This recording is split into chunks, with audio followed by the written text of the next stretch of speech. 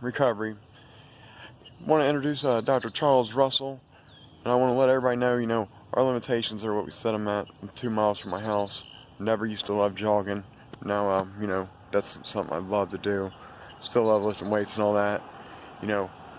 Some people might ask, how do I get 2 miles from my house every day? I'm legally blind. How am I jogging on the road? I know the area. Plus, I've walked it many times with this thing at night. So, and I have some sight. So, but don't set any limitations on yourself. That's all I want to say. Here's Dr. Charles Russell. I always let you guys know, anybody suffering that you know with addiction issues, drop a comment below. Let me know what city you're in. I'll find you resources. Like, share, subscribe. Stay sober. Enjoy the interview. I'm here with Dr. Charles Russell. You want to tell us a little bit about your background? Hello.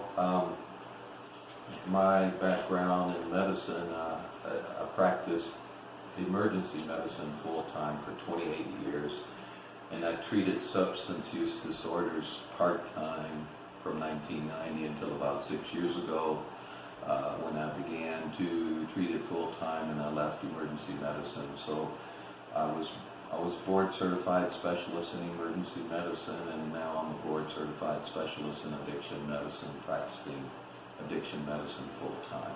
Awesome. What's your opinions, I guess, on maintenance? Some 12-step programs, people frown on it. Others really think, positive of it. And guess your opinion as a medical doctor. I believe that each case has to be evaluated individually. So in general, I'm an advocate for maintenance therapy, and in short, the reason why is that if a person's doing wonderfully in recovery with a medication-assisted treatment plan, no matter how gentle you try to be with tapering detox, particularly detox down to 0 doses, has a significant risk of relapse. So if a person's been doing wonderfully, it's kind of the old, if it's not broke, don't fix it. The relapse risk is substantial in the presence of attempts to detox people off of their maintenance medication. And again, though, each case has to be evaluated individually. If a person has not had a very long history of being dependent, particularly with opiate dependency, then I think tapering and detox, and then a strong, encouraging attitude towards naltrexone, either Revia or the Vivitrol injection for relapse prevention, is a reasonable treatment plan. Yeah. But if the person's been opiate dependent for an extended period of time, it kind of changes the brain, right? Is that right? Yeah, the imaging studies actually show that in people who are hooked on opiates, there's a resultant change in brain structure, not just function. Yeah. It actually changes the structure of the human brain, and the brain doesn't begin to look like a normal brain for 8 to 10 months. Yeah. So it takes the brain significantly longer to heal than people realize, and that's why they have to work so much harder on their recovery if they're going to succeed in the earlier phases of recovery.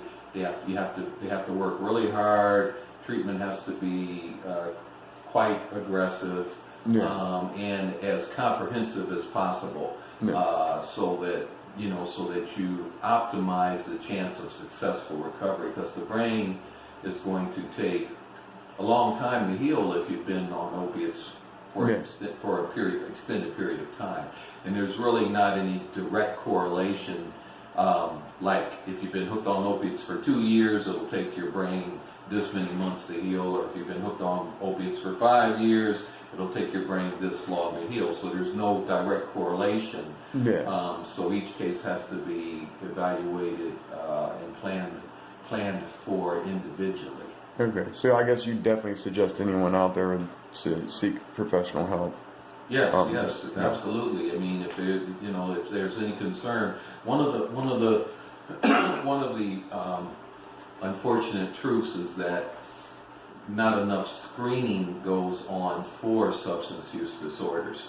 generally they're poorly screened for, so people frequently don't get help until there's something catastrophic, like an overdose or like Prison legal issues, something. charges, and frequently the charges unfortunately tend to be felonious types of charges and things like that. Yeah. A marital threat, loss of job, significant physical complications like endocarditis or abscesses and all kind of other things. Yeah. So there's generally not a great job being done by the healthcare system to screen for substance use disorders and to pick them up, unfortunately. Yeah, no, I know it's sad they don't treat Hep C quite like they should. I know a guy who's actually passing away from liver failure, so. But I appreciate your time, Dr. Russell. Yeah. Sure, Jeff. You got anything you want to say? Well, I think 12-step programs, Celebrate Recovery. A study was done years ago where they took rodents and they put rodents in a cage with plain water and cocaine water and nothing else. And the rodents died of cocaine overdoses. Yeah. Then they did the same experiment and they had the cocaine water and the plain water in a cage, but the environment other than the water included what you would call rodent heaven. So yeah, they had friends, they had things to play with, places to go, they had all and so those rodents in that cage did not die of cocaine toxicity. So basically, that basically suggests that the opposite of addiction is not recovery. The opposite of addiction is community.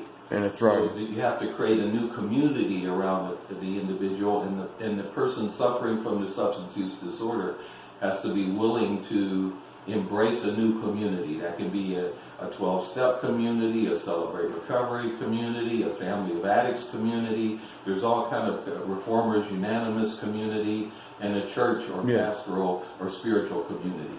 So you want to take a comprehensive approach, and I think if you take a comprehensive approach, you optimize the chance of success in recovery. You pretty much have to throw everything at the kitchen sink at this particular disease, because people frequently die when it's unsuccessfully or inadequately treated, or when it goes untreated, people die. Amen. Thank you.